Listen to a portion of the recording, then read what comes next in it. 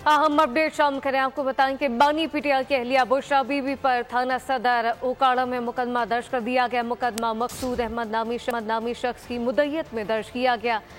मुकदमा बुशरा बीबी की जानिब से सऊदी अरब और जनरल रिटायर्ड बाजुआ पर लगाए गए इल्जामात पर दर्ज किया गया है, जबकि एफआईआर में बुशरा बीबी पर मजहबी मुनाफरत फैलाने का इल्जाम आयद किया गया। बानी पीटीआई की अहलिया बुशरा बीबी पर थाना सदर ओकाड़ा में मुकदमा दर्ज कर लिया गया है। इस मुतालिक तफसीलात क्या है, मलिक वहीद से जानते हैं। वहीद, बताइएगा। जी बिल्कुल, ये जो अपना मुकदमा है, ये बानी पीटीआई अहलिया जो है बुशरा बीबी के खिलाफ थाना सदर उकाड़ा में मुकदमा दर्ज किया गया है।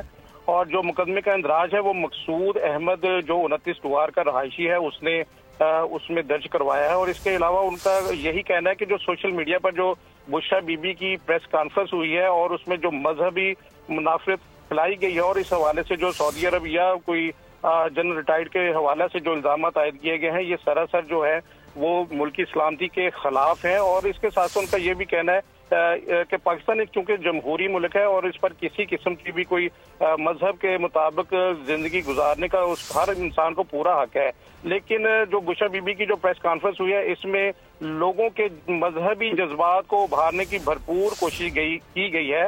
इससे मुल्क में मजहबी अफरा तफरी और मजहबी खाना जंगी फैलने के खदशात जो उनमें बढ़ गए हैं। इस हवाले से जो मुद्दई थे उन्होंने थाना सदर में एफआईआर दर्ज करवाई। जी मलिक वहीद, बहुत शुक्रिया। सब्सक्राइब करें और बेल दबाएं ताकि कोई खबर रह न जाए।